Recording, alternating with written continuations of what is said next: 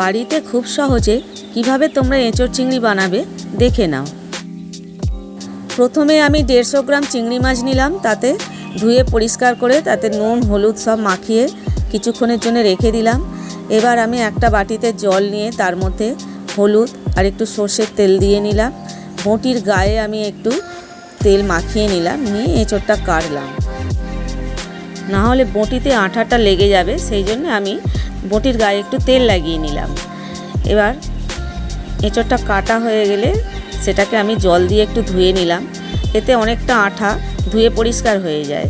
তারপর আমি এঁচোড়টাকে ছাড়িয়ে টুকরো টুকরো করে কেটে নিলাম।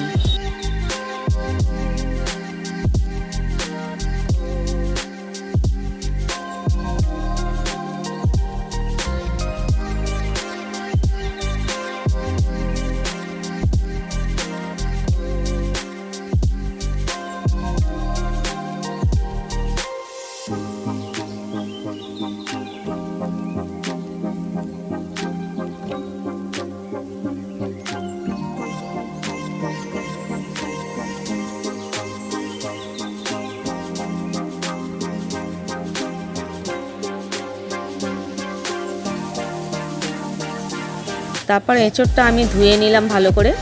তারপরে কুকারের মধ্যে আমি নুন হলুদ দিয়ে এঁচোড়টা একটা সিটি দিয়ে ভাপিয়ে নিলাম।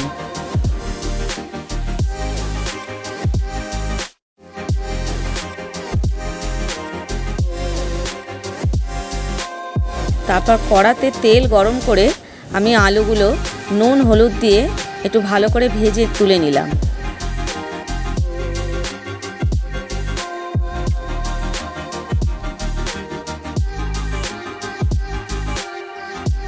তারপর কড়াতে আরও একটু তেল দিয়ে আমি চিংড়ি মাছগুলো ভালো করে ভেজে তুলে নিলাম।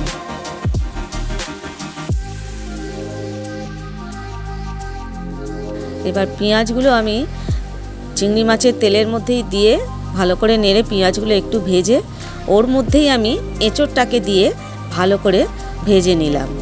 এরপর একসাথে আদা রসুন কাঁচা লঙ্কার পেস্ট দিলাম, তাতে হলুদ গুঁড়ো লঙ্কার গুঁড়ো জিরের গুঁড়ো ধনের গুঁড়ো সব দিয়ে আমি ভালো করে কষে নিলাম।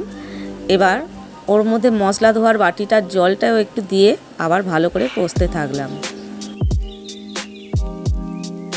এখানে আমি 3টে বড় সাইজের টমেটো নিয়েছি, সেগুলো কুঁচো করে ওতে দিয়ে তার মধ্যে নুন দিয়ে ভালো করে কষে নিলাম।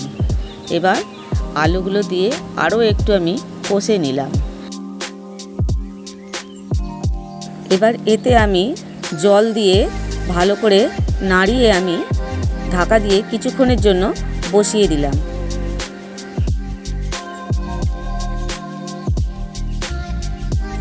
5 মিনিট পর ঢাকনা খুলে ওতে 1 চামচ চিনি, হাফ চামচ কিচেন কিং মশলা আর চিংড়ি মাছ দিয়ে ভালো করে নাড়িয়ে দিলাম। চলো, আমাদের এঁচোড় চিংড়ি রেডি।